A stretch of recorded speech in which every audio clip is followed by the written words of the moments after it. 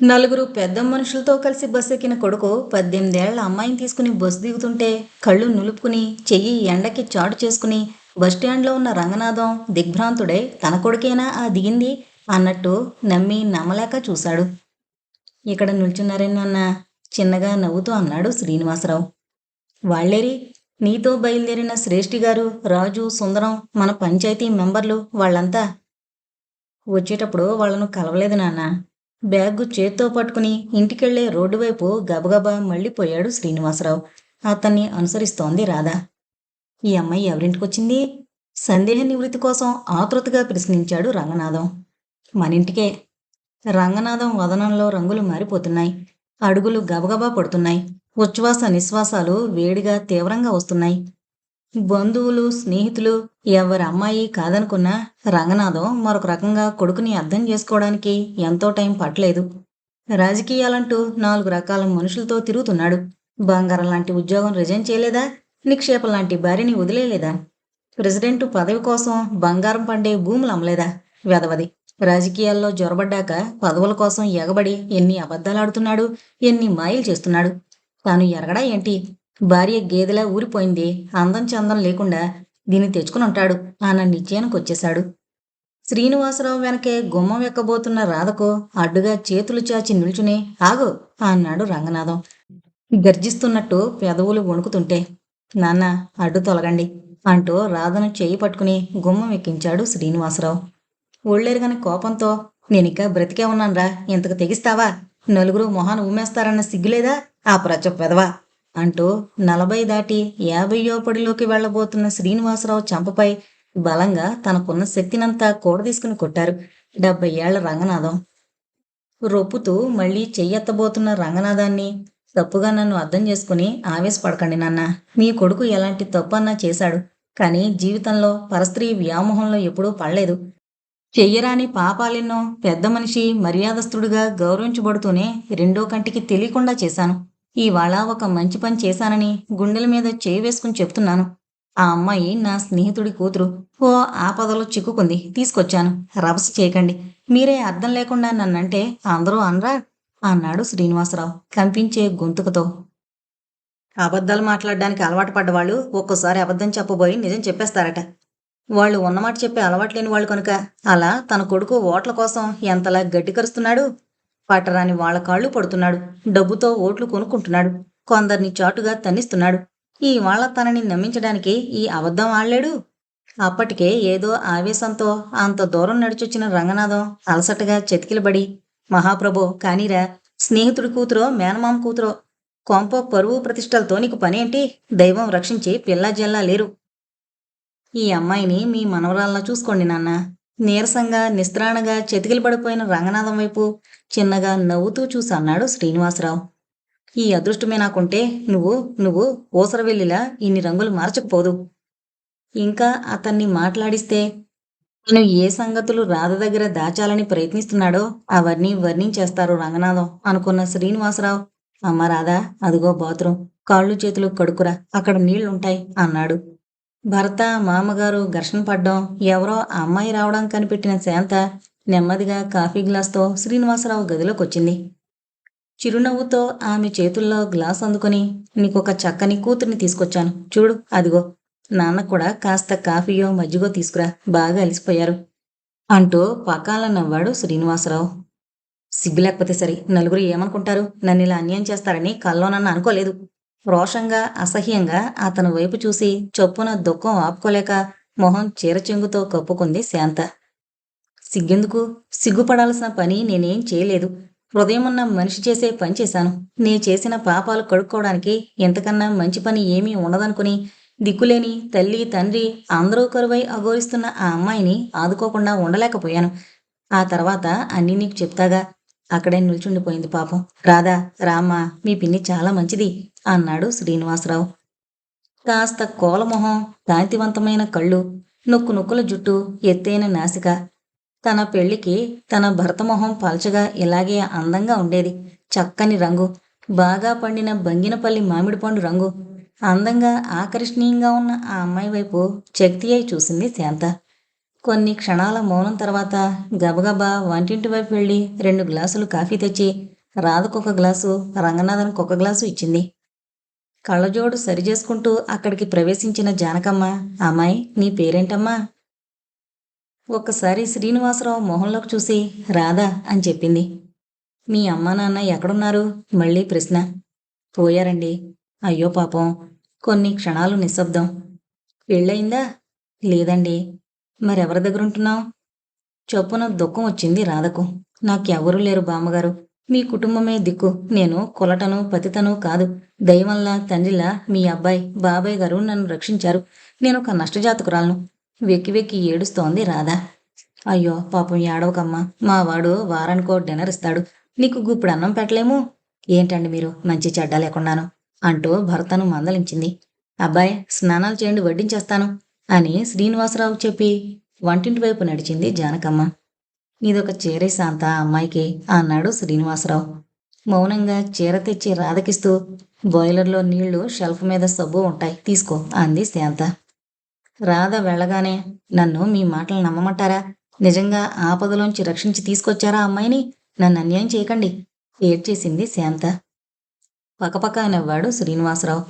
మీటింగులకి ఫంక్షన్లకి దర్జాగా రెండో భుజం మీద పమిట చెంగు కప్పకుండా, సిగ్గు అభినయించకుండా, తల వంచకుండా హాజరవుతూ ఓట్ల కోసం నాకన్నా ఎక్కువగా నీ గొంతెత్తి ఉపన్యాసాలిస్తూ ఇంట్లో మా అందరి మీద అజమాయిషీ చేస్తూ తిరిగే నువ్వు ఆడదానివే శాంత అంటూ మీరిప్పుడు చేసిన పనికి నలుగురు ఏమనుకుంటారు?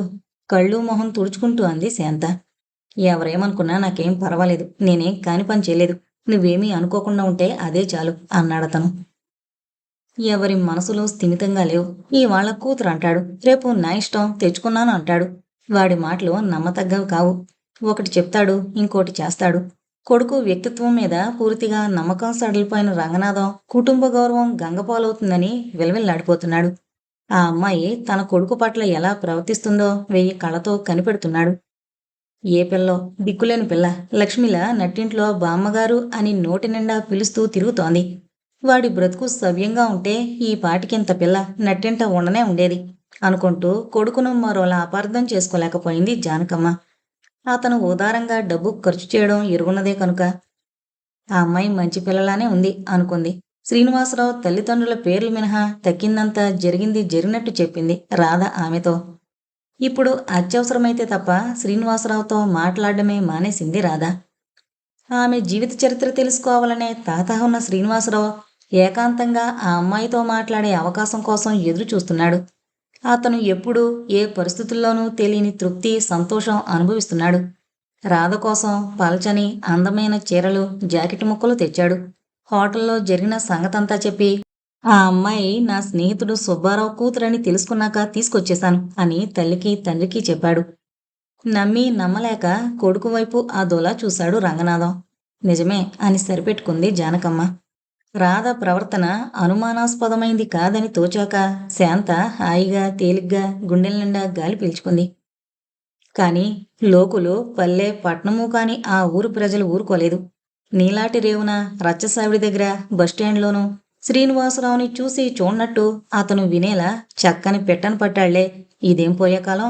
50వ పడిలో పడి పాపం పిల్లలు పుడతారని కాబోలు ఇంట్లో అందరూ సరిపెట్టేసుకున్నారు. మరేం చేస్తారు? తన్ని తగలేస్తాడు నోరెత్తితే. పోనీ ముసలాడు, ఇతంతో ఏమి ఏడుస్తుంది?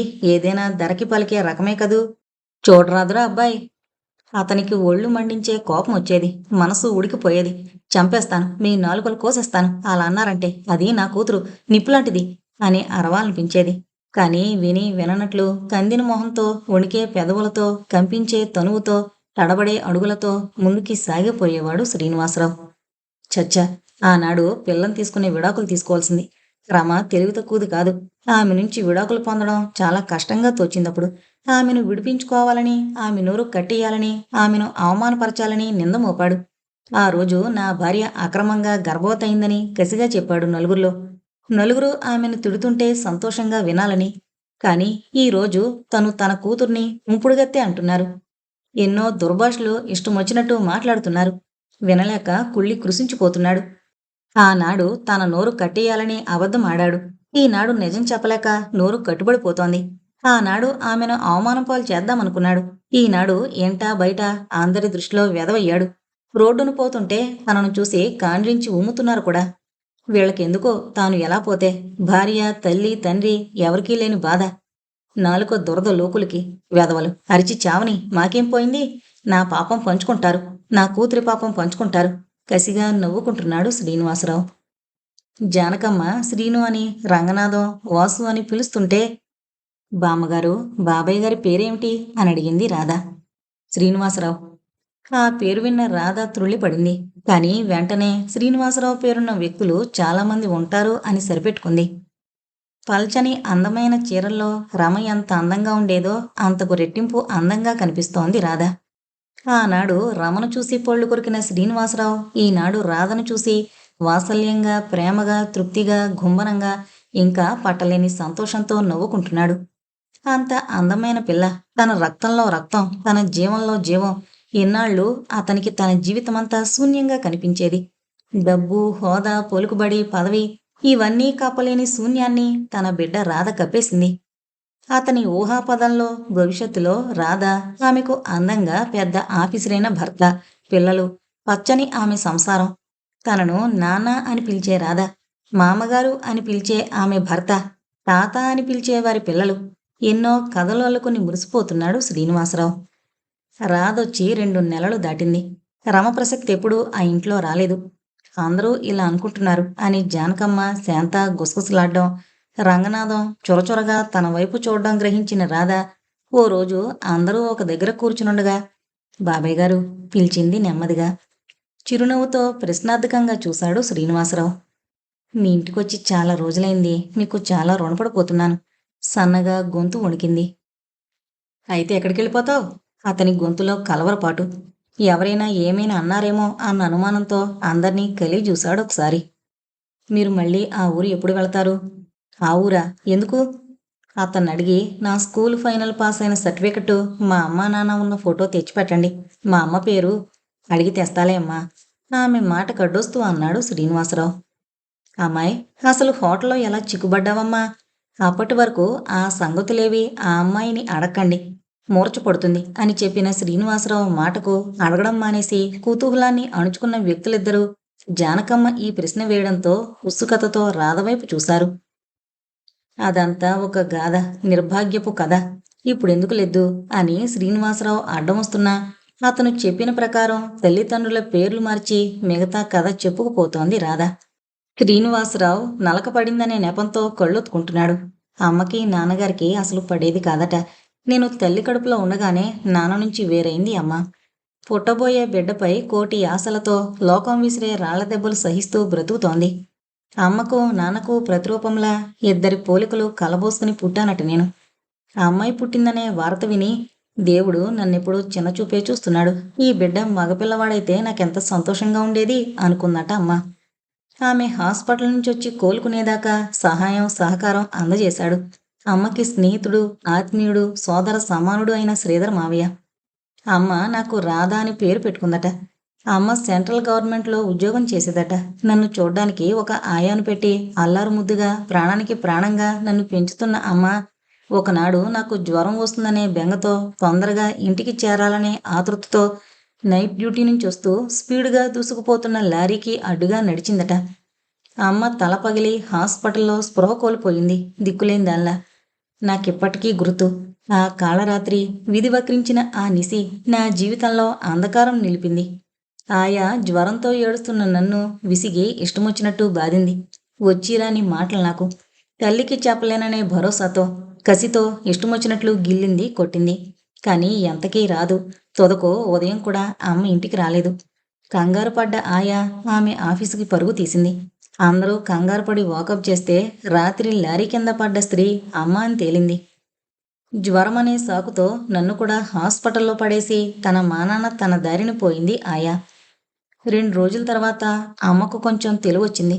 శ్రీధర్ అడ్రస్కు వైరు చేయమని డాక్టర్కు చెప్పిందట.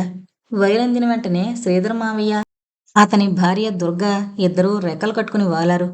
అప్పటికి నాకు జ్వరం తగ్గి అమ్మ కోసం ఏడుపు మొదలుపెట్టాను. అమ్మకు హైరానా పనికిరాదని నన్ను దూరంగానే ఉంచారు. అమ్మ నన్ను చూపించమని అడిగిందట. ఒక్కసారి చూపించి రాధకేమీ భయం లేదు, ఆమెను మేం చూస్తాం అని అభయమిచ్చారు అక్కడి సిస్టర్సు. అప్పుడు శ్రీధర మామయ్యకి అమ్మేమో పోనీ ఊరుకోమ్మా అని అడ్డు తగిలాడు శ్రీనివాసరావు. శ్రీధరకు కన్నీళ్లతో నిస్సహాయంగా నన్ను అప్పగించి కన్ను మూసింది అమ్మ. శ్రీధర్ను నేను మామయ్య అని పిలిచేదాన్ని. శ్రీధర్, అతని భార్య దుర్గా చాలా ఉత్తములు, ఉదారులు. నన్ను వారు తీసుకెళ్లిన తర్వాత వాళ్ళకిద్దరు మగపిల్లలు పుట్టారు. శ్రీధర్కి ప్రమోషన్ వచ్చింది. ఇదంతా నేను అడుగుపెట్టిన ప్రభావమని నన్నింకా మక్కువగా చూసేవారు. నాకు 12 ఏళ్ల వయసొచ్చేదాకా హాయిగా, స్వేచ్ఛగా ఏ బెంగా లేకుండా పెరిగాను. మరొక క్లిష్టమైన బాటలోకి మలుపు తిరిగిపోయింది నా జీవితం. శ్రీధర్, నన్ను పెంచి అభిమానించే శ్రీధర్కి టైఫాయిడ్ జ్వరం వచ్చింది. అతని పరిస్థితి అయోమయంగా తయారైంది. భర్త సంపాదన మినహా మరే ఆధారం లేని దుర్గా రాధని ఏం చేయమంటారు, పిల్లల్ని ఎలా పెంచమంటారు అని ప్రశ్నిస్తూ విలపించింది. మరేమీ నాకు భయం లేదంటూనే పిల్లల్ని తీసుకుని మీ అన్నయ్య దగ్గరికి వెళ్ళిపో, కొంత ప్రావిడెంట్ ఫండ్ వస్తుంది అంటూ నిగ్రహించుకున్న దుఃఖవాహిని ప్రవహించిందా అన్నట్లు బోరుని ఏడ్చాడు శ్రీధర మావయ్య. రాధ, గొణిగింది దుర్గా. నా కోసం శ్రీధర మావయ్య చాలా బాధపడ్డా అంతిమ క్షణాల్లో. శ్రీధర మావయ్య, అమ్మ, పార్వతి అనే ఆవిడ చదువుకునే రోజుల్లో ప్రాణ స్నేహితులు. పార్వతి ఓ పెద్ద హోటల్ ప్రొపరేటర్ భార్య. ఆమెను పిలిపించాడు ఫోన్ చేసి శ్రీధర మావయ్య. ఆమెకు నన్ను అప్పగించి అతను రాధ బరువు దించుకుని శాశ్వతంగా కన్ను మూసుకున్నాడు. పార్వతి సహృదయురాలు, ఉదారురాలు. ఆమె భర్త, కొడుకులు కూడా మంచివారే. వారికి నాలాంటి నిర్భాగ్యురాల్ని పోషించడం అంటే ఖాతరే లేదు. లక్షల వ్యాపారం వారిది. నాకు తిండికి, బట్టకి, చదువుకి ఎటువంటి లోపం లేకుండా జరిగిపోయింది. అమ్మ మీదుండే అభిమానం, వారిద్దరి మధ్య స్నేహానుబంధం పురస్కరించుకుని పార్వతి నన్ను విద్యావంతురాలు చేసి తగిన వరుడికిచ్చి వివాహం చేయాలని తలపోసేది. నేను స్కూల్ ఫైనల్ చదివాను. నాకు మంచి మిత్రుడు, సోదరుడు పార్వతి రెండో కొడుకు వాసురావు అని 2 క్షణాలు మౌనంగా ఆలోచిస్తుండిపోయిన రాధ మళ్లీ చెప్పడం ప్రారంభించింది. నన్ను మళ్లీ ఏడిపించింది విధి. పార్వతి ఆంటీ 2 రోజుల విషజ్వరంతో కన్ను మూసింది. వంట మనుషులు, పనివాళ్లు ఉన్నా నాకు బాధ్యత ఇంట్లో ఎక్కువైంది. 6 నెలలు ఆ ఇంటి బాధ్యత, పార్వతి నడిపించే గృహ నిర్వహణ నాపై పడింది. పార్వతి భర్త శ్రీనివాసయ్యరు నన్ను తనింటి కోడలుగా చేసుకుందామనుకున్నాడు. కానీ నేను అంగీకరించలేకపోయాను. శ్రీనివాసయ్యరు నన్ను ఒత్తిడి చేయలేదు, కోపగించుకోలేదు. కానీ నాకన్నా 8 ఏళ్లు పెద్దయిన విశ్వనాథన్, శ్రీనివాసయ్యర్ గారి పెద్ద కొడుకు, నాపై పగబట్టాడు కాబోలు. వేడిగా, చురుగ్గా నా వైపు చూసేవాడు. అతనికి పెళ్లి చేసి కోడల్ని తెచ్చుకున్నారు శ్రీనివాసయ్యర్. ఆ ఇంటి కోడలు రమణి పెద్ద కట్నంతో, బంగారు, వజ్రాల నగలతో ఆ ఇంట్లో అడుగుపెట్టింది. నిండుకొండ తొణకదసలు. రమణి నిండుగా, హుందాగా ఉండేది. నా యందు సానుభూతి, జాలి కురిపించేది. కాని ఆమె పెద్ద అందగత్తె కాదు. ఆమె యందు అసంతృప్తితో నా మీద పగ పెంచుకుంటున్న విశ్వనాథన్ పొంచున్నాడు. వాసురావు, అతని స్నేహితుడు రామకృష్ణ అప్పుడప్పుడు నాతో కబుర్లు చెప్పి సరదాగా నవ్వించేవారు. ఆ ఇద్దరు జంటగా పైదేశం వెళుతున్నారు. అప్పటికి నాకు మైనారిటీ తీరిపోయింది. అనుకోకుండా కల్లోల జీవితం మరో మలుపు. జీవితంలో ముఖ్యమైన మలుపు తిరిగిపోయింది. శ్రీనివాసయ్యర్ జీవించున్నంతకాలం ఆ ఇంట్లో వ్యక్తులు ఏ అక్రమాలు, అన్యాయాలు చేయలేదు. నన్ను మళ్లీ విధి శిక్షించింది. శ్రీనివాసయ్యర్ అకస్మాత్తుగా గుండె నొప్పితో కన్నుమూస్తూ రాధను ఇంటిదాన్ని చెయ్యి అంటూ విశ్వనాథ్కి అప్పగించాడు. ఆయన నా పెళ్లి చెయ్యాలనే సంకల్పంతో ఆయన జీవించున్నప్పుడు 2-3 సంబంధాలు తెచ్చారు. కానీ నేను సమ్మతించలేదు. తనకేమీ కాని నా ఇష్టప్రకారమే పెళ్లి చెయ్యాలని తలపోసిన శ్రీనివాసయ్యర్ ఎంత ఉన్నతమైన వ్యక్తి! ఆమె కళ్ళు నీళ్లతో నిండాయి. ఆయన కర్మకాండం ముగిసిన తర్వాత బంధువులంతా వెళ్ళిపోయారు. ఉండిపోతానని, ఆమెను పంపొద్దు, ఆమెకు సహాయంగా ఉంటానని నేను ఎంత చెప్పినా వినిపించుకోకుండా రమణిని పురిటికి పంపించాడు విశ్వనాథన్. అతని పగ తీర్చుకోవడానికి చక్కటి అవకాశం ఏర్పడింది. ఆ రోజు రాత్రి మామూలుగా అతనికి వడ్డన చేస్తున్నాను. నా వైపు అదోలా క్రూరంగా చూస్తున్నాడు విశ్వనాథన్. భోజనం ముగించి లేస్తూ, పెళ్లి చేసుకోవడానికి నీకు నేను నచ్చలేదు కదూ, అందమైన మొగుడు దగ్గరికి పంపిస్తాను, తయారవు అన్నాడు. వణికిపోయాను. అతని నుంచి దూరంగా ఎటన్నా పారిపోవాలనుకున్నాను. కానీ ఎటు వెళ్ళగలను? భగవంతుణ్ణి దీనంగా ప్రార్థిస్తూ నిల్చున్న చోటనే చెతికిలబడ్డాను. కాలం బరువుగా, భయంగా దొర్లుతోంది. యమకింకరుల్లా హోటల్ తాలూకా మనుషులిద్దరొచ్చి స్నానం చేశావా గర్జించారు. నా దగ్గరకొస్తున్న వారి వెనక విశ్వనాథన్ ఉన్నాడు. భయకంపితురాలనైపోయి విశ్వనాథన్ కాళ్లకు చుట్టుకుని రక్షించమని, క్షమించమని ఏడ్చాను.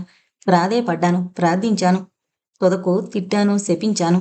కానీ అతని కర్కశ హృదయం కరగలేదు. నన్ను స్నానం చేసి బట్టలు మార్చి అందంగా తయారవమని కంచీతో గుర్రాన్ని కొట్టినట్టు కొట్టాడు. విన్నారా నా కథ? రాధ. రాధనే పిలవబడే నేను బాబాయ్ గారి గదిలోకి తోయబడ్డాను. అదే మరొక గదిలో మరొక వ్యక్తి అయితే ఈ రాధ సర్వనాశనమై జీవితం చాలించేది. శ్రీధర్ మావయ్య దగ్గర విన్నది కొంత, నా అనుభవం కొంత చెప్పాను అంటూ బాధగా నిట్టూర్చింది రాధ. మీ నాన్నకన్నా తెలివైందనవమ్మ నువ్వు అన్నాడు శ్రీనివాసరావు. సుబ్బారావు అంత తెలివైనవాడా? ప్రశ్నించాడు రంగనాథం. మరేంటనుకున్నారు, పైకి అలా కనిపించేవాడు కానీ గట్టివాడు అన్నారు శ్రీనివాసరావు. నయం, సుబ్బారావు అతని భార్య నిజంగా చచ్చిపోయారు కనుక. కానీ ఆ సుబ్బారావు బ్రతుకుంటే ఏ దేశంలో ఉన్న జుట్టు పట్టుకుని ఈడ్చుకొచ్చి నన్ను నిలదీసేవారు నాన్న అనుకున్న శ్రీనివాసరావు గుంభరంగా నవ్వుకున్నాడు. నాకేదన్నా ఉద్యోగం ఉంటే చూడండి బాబాయ్ గారు అన్న రాధ మాటలకు చిరాగ్గా, బిఏ ఎంఏ పాస్ అయిన వాళ్ళకే లేవు గాని స్కూల్ ఫైనల్, అదన్నా సర్టిఫికెట్ లేకుండా స్కూల్ ఫైనల్ పాస్ అయినంత మాత్రాన ఉద్యోగాలు ఎక్కడున్నాయి అన్నాడు రంగనాథం. అప్పుడు శ్రీధర్కి అమ్మేమో అంటూ రాధ నసికింది. పోయేటప్పుడు రమ నా మాట ఏమన్నా అందేమో, ఎలా? ఇంట్లో ఆ అమ్మాయితో ఏకాంతంగా మాట్లాడడం పడదు. రమ ఏం చెప్పిందో, ఆఖరి క్షణాల్లో తన జీవితం ముగిసిపోతున్నందుకు బాధగా ఏమని విలపించిందో, రాధ జన్మకు కారకుడైన తనను తిట్టిందో, చూడాలనుకుందో తెలుసుకోవాలనే ఆతృత అరికట్టలేని శ్రీనివాసరావు, రేపు ఉదయం టౌన్కి వెళతానమ్మా. సూపర్ బజార్లో ఏమన్నా ఓ ఉద్యోగానికి ట్రై చేయొచ్చు. నాకు తెలిసిన ఆయన ఒక అతను ఉన్నారు, కనుక్కుంటాను అన్నాడు. అలాగేనండి అంటూ కృతజ్ఞతగా చూసింది రాధ. బస్సు దిగి కొంత దూరం నడిచి ఓ లాడ్జి దగ్గర నిల్చుని గది తీసుకోబోతున్న శ్రీనివాసరావు వైపు భయంగా చూస్తూ, బాబాయ్ గారు అంది రాధ. నాన్నగారు అని పిలువమ్మా ఏం అన్నాడతను ఆర్ద్రమైన కంఠంతో. తానేదో అతన్ని పొరపాటుగా ఊహించి భయం వ్యక్తం చేసినందుకు సిగ్గుపడుతూ, గదెందుకు మళ్ళీ వెంటనే వెళ్ళిపోయేదానికి అంది. కొంచెంసేపు తలదాచుకోవడానికి. నాతో పాటు రోడ్లంటే నిన్ను తిప్పమంటావా? అతను ఉన్నారో లేదో కనుక్కునొస్తాను, అంతదాకా ఇక్కడ ఉంటావు అంటూనే ఆ లాడ్జీ సర్వెంట్ వెనక నడిచాడు శ్రీనివాసరావు. అతన్ని అనుసరించింది రాధ. ఆమెని ఆ గదిలో జాగ్రత్తగా ఉండమని బయటికి వెళ్ళిపోయాడు శ్రీనివాసరావు. కొన్ని క్షణాల తర్వాత రాధకు కాఫీ టిఫిను తెచ్చిచ్చాడు లాడ్జి సర్వెంట్, అతను పంపించారు అంటూ. గతం వర్తమానం తన వారెవరన్నా లేకుండా గడిచిపోతున్న తన అభాగ్య జీవితానికి చింతిస్తూ కూర్చుంది రాధ. అరగంట తర్వాత తిరిగొచ్చిన శ్రీనివాసరావు అలసటగా కుర్చీలో చతికిలబడుతూ, ఆయన లేరు, హైదరాబాద్ వెళ్ళారట అన్నాడు. అయితే వెళ్ళిపోదామా అంది రాధ మంచం మీద నుంచి లేచి నిల్చుంటూ. వెళ్ళిపోదాం, గంటన్నర టైం ఉంది మన ఊరు వెళ్లే బస్కి అని వాచ్ చూసి, మీ అమ్మ అదే రమ చివరి క్షణాల్లో శ్రీధర్కి ఏం చెప్పింది? అక్కడేదో చెప్పబోయి మళ్ళీ కథ తమాషాగా మళ్లించేశావు అన్నాడు శ్రీనివాసరావు విషాదంగా నవ్వుతూ. అతను తన తల్లిని రమ అని సంబోధించడంతో కొంచెం తెల్లబోయి, అమ్మ పూర్తి పేరు రామాదేవి అని మర్చిపోయి ఉంటారు. ఒక్కసారిగా తను చెప్పింది అని సరిపెట్టుకుని, మీ వాళ్ళంతా చాలా మంచివాళ్ళు. వాళ్ళ దగ్గర నా తల్లిదండ్రులు పలానా వారని చెప్తే వచ్చే ప్రమాదం ఏంటో నాకు అర్థం కావడం లేదు అంది రాధ సంకోచంగా అతని వైపు చూస్తూ. చంపేశావు, ఇంకేమైనా ఉందా? మా నాన్న గొప్ప చాదస్తుడు తెలుసా, నానా గొడవ పెట్టేస్తారు అంటూ నవ్వి, చెప్పు, మీ అమ్మ శ్రీధర్కి ఏమని చెప్పింది? నిన్నెలా అప్పగించింది? అతను తల్లిని ఏకవచన ప్రయోగం చేస్తుంటే కొంచెం ఆశ్చర్యపోయి, కొందరికలా అలవాటు అనుకుంటా. సరే చెప్తాను, నా కథ ఆసక్తిగా వినేవారు మీరే కనిపిస్తున్నారు అంటూ తలవాల్చింది రాధ. క్షణంలో ఆమె వదనం విషాదంగా మారిపోయింది. నాకేం తెలుసు, నేనప్పటికి పసిదానిగా. శ్రీధర్ మావయ్య అమ్మ గురించి, ఆమె జీవితం, ఆమె ప్రాణం పోయేటప్పుడు ఉచ్చరించిన మాటలు ఒక కథలా మలిచి రాశాడు. ఉన్నదున్నట్లు నేను పార్వతాంటీ గారింటికి వెళ్ళేటప్పుడు దుర్గత్తయ్య ఆ పుస్తకం నాకే ఇచ్చింది, అమ్మ సామాన్లతో పాటు. మీ అమ్మ తాలూకా డబ్బేమీ లేదా? అప్రయత్నంగా ప్రశ్నించాడు శ్రీనివాసరావు. 3-4 వేలుండేది కాబోలు బ్యాంకులో. శ్రీనివాసయ్యర్ పోయిన తర్వాత అది మోసమే. డబ్బు అర్జెంటుగా అవసరమని ఏవేవో కాగితాలపై సంతకం చేయించుకున్నాడు విశ్వనాథన్. మా అమ్మ తల పగిలి చాలా రక్తం పోయి నీరసంగా నిస్త్రాణగా ఉందట, స్పృహొచ్చాక కూడా అని 2 క్షణాలు మౌనంగా ఉండిపోయి, అమ్మ అంతిమ క్షణాలు ఇలా రాసుకున్నాడు శ్రీధర్ మావయ్య అని బరువుగా ఊపిరి వదిలి చెప్తోంది రాధ. రమ ప్రియమైన దైవమిచ్చిన సోదరి. జీవితంలో ఎదురు దెబ్బలకు తలవంచక ధైర్యంగా ఏటుకి ఎదురీదిన రమ తల పగిలి మృత్యు ఒడిలో ఒరిగిపోతోంది. తడబడే కాళ్లతో వార్డులో అడుగు పెట్టాను. వెలుగు నిండే ఆ కళ్ళతో నా వైపు చూసింది. గబగబా ఆమె మంచం దగ్గరగా వెళ్ళాను. శ్రీధర్, ఆయనకు మీ బావగారికి శ్రీనివాసరావు గారికి వైరు చేయవు రమ్మని చెప్పాను. డాక్టర్ మరిచాడట ఆయన అడ్రస్సు. నాకు ఆయన్ని చూడాలనుంది శ్రీధర్. ఇవాళే కాదు, చాలా రోజులుగా ఆ కోరిక నా గుండెల్లో ప్రజ్వరిల్లుతోంది. కానీ జీవితంలో ఎప్పుడో ఒకరోజు ఆయన ఒడిలో తలపెట్టి బోరున ఏడవాలనుకున్నాను. ఆయన పెళ్లి చేసుకుంటే నాకేం? ఆయన్ని విసిగించాను. ఆయనకి కొన్ని కోరికలున్నాయి, తీర్చుకోవడానికి పెళ్లి చేసుకున్నారు. మాట్లాడలేదు. ఆయుస్ మూస్తోంది. ఆయన హృదయంపై తల వంచి హాయిగా నిద్రపోవాలనుంది. పోయే ముందు సిగ్గేమిటి? ఎంతగా పోట్లాడుకున్నా ఆయన తల పక్కన చేరి హాయిగా నిద్రపోయేదాన్ని అని చెప్పి టక్కున నాలుగు కరుచుకుని తల వంచేసింది రాధ. కళాహీనమై చెమ్మగిల్లిన కళ్ళతో ఉన్న శ్రీనివాసరావు వదనం ఆమె చూడలేదు. క్షణం నిశ్శబ్దం తర్వాత, నాతో చెప్పడానికి సిగ్గుపడకమ్మా, తండ్రి లాంటి వాణ్ణి. ఇంకేం రాసుకున్నాడో గుర్తున్నదంతా చెప్పు. ఒక్కసారి నువ్వు వెళ్ళన్నా సరే మీ బావగారిని తీసుకురా. అతన్ని 5 ఏళ్లై వదిలేసి ఇప్పుడు ఏడుస్తున్నానని నవ్వకు శ్రీధర్. ఆయన్ని మరిచి క్షణం బ్రతకలేనేమో అనిపిస్తోంది ఇప్పుడు. ఆమె ఆయాసపడుతూ ఏడుస్తోంది. నేను అడ్రస్ చెప్పమని అడుగుతున్నాను. ఆమె ఏమో చెప్పబోయి రాధా అంది నా చెయ్యి గట్టిగా పట్టుకుంటూ. సిస్టర్ గాలి దుమారంలా వచ్చింది. ఆమెను మాట్లాడించినందుకు నన్ను కసురుతూ నా చెయ్యి పట్టుకున్న రమ చెయ్యి చల్లగా వాలిపోయింది. నేను దుర్గా చాలాసేపు ఏడ్చాం అని రాశాడు. ఆమె జీవితం గురించి ఏం రాశాడు అని ప్రశ్నించాడు శ్రీనివాసరావు కళ్ళు మొహం తుడుచుకుంటూ. అప్పుడప్పుడు చదివేదాన్ని, కానీ సరిగ్గా గుర్తులేదండి. 10-15 పేజీలు. నా తల్లిదండ్రుల పేర్లు, నా జీవిత చరిత్ర. పార్వతి ఆంటీ ఎవరికీ చెప్పకూడదని శాసించింది. చివరకు నా ప్రాణమిత్రుడు రామకృష్ణ కూడా శ్రీనివాసయ్యర్ పెంపుడు కూతురుననే చెప్పాను. అందరికీ అలానే తెలుసు. రామకృష్ణ అంటే? మేనల్లుడు ఆ ఊళ్ళోనే చదవడం వల్ల అనుమానంగా ప్రశ్నించాడు శ్రీనివాసరావు. వాసురావు క్లాస్మేట్. అతని గురించి నీకేమైనా తెలుసా? తల్లి తండ్రి గట్రా? మా వాసురావుకి తెలుసు. మరి వెళ్ళిపోదాం. కాఫీ టిఫిను బాయ్ తెచ్చాడు కదూ అంటూ లేచి నిల్చున్నాడు శ్రీనివాసరావు. కాలగమనంలో మనుషుల స్వభావాలు మారుతుంటాయి కాబోలు. క్రమంగా రమపై కరుడుగట్టిన కసి స్థానంలో కరుణ ఆక్రమించుకుంది. రమ తాలూకా స్మృతుల బరువుతో బస్టాండుకు నడిచాడు శ్రీనివాసరావు. తనకి ఉద్యోగం దొరకలేదన్న దిగులుతో మౌనంగా అతన్ని అనుసరించింది రాధ. ఎలక్షన్లో నిలబడినన్నావట, ఏంట్రా అబ్బాయి? రంగనాథం ప్రశ్నించాడు శ్రీనివాసరావుని. ఇంకే సంతోషం భరించే గుండెదిటువు లేదు నాన్న. ఇప్పుడు మనకుంది చాలు. రాధను ఇంటిదాన్ని చేస్తే పిచ్చి ముదిరినట్టుంది. కులం సాంప్రదాయం అన్నీ ఉన్న పిల్లలకే పెళ్ళిళ్ళు అవడం లేదు. దానికేం చేస్తావు పెళ్ళి? రాధ మన ఇంటికి ఎప్పుడొచ్చిందో అప్పుడే నా కూతురు. నా కూతురని చెప్తాను. ఇష్టమైన వాడే చేసుకుంటాడు. బాగుందిరో ఈ అబ్బాయి వరస. ఇది వరకల్లా బాగోలేదు, కానీ ఇప్పుడు బాగుంది. ఏంట్రా మొండి జవాబు? ఏదో పిల్లల కోసం తప్పిస్తున్నావని పువ్వులు చీరలు, ఆఖరికి మొన్న గొలుసు తెచ్చి ఆ పిల్లకిచ్చి నువ్వు మురిసినా సహించాం. కానీ పెళ్ళి గిళ్ళి అనకు. నేలబోయేది నెత్తికి రాసుకున్నావు. ఏదో దారి చూపించి వదిలే అంటూ తీవ్రంగా మందలించారు రంగనాథం. నిర్లక్ష్యంగా అలాగే అంటూ నవ్వేశాడు శ్రీనివాసరావు. రాధపై ఎనలేని వాత్సల్యాన్ని చూపిస్తున్నాడు శ్రీనివాసరావు. అతని దగ్గర, అందరి దగ్గర చనువుగా తిరుగుతోంది రాధ. అప్పుడప్పుడు తల్లిని తలుచుకుని కళ్ళనీళ్లు పెట్టుకునే శాంతవైపు వింతగా చూసిన రాధ, బాబాయ్ గారు, పిన్ని ఎన్నేళ్ల క్రితమో పోయిన వాళ్ళమ్మ కోసం ఇంకా ఎందుకు ఏడుస్తుంది ప్రశ్నించింది.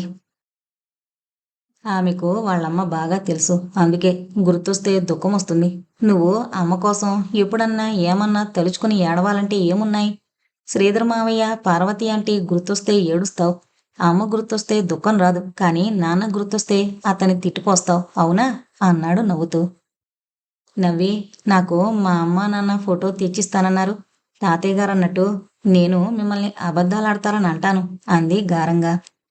తాత దగ్గరైతే అబద్ధమాడాలి, కానీ నీ దగ్గరెందుకు? బాగా గుర్తు చేశావు.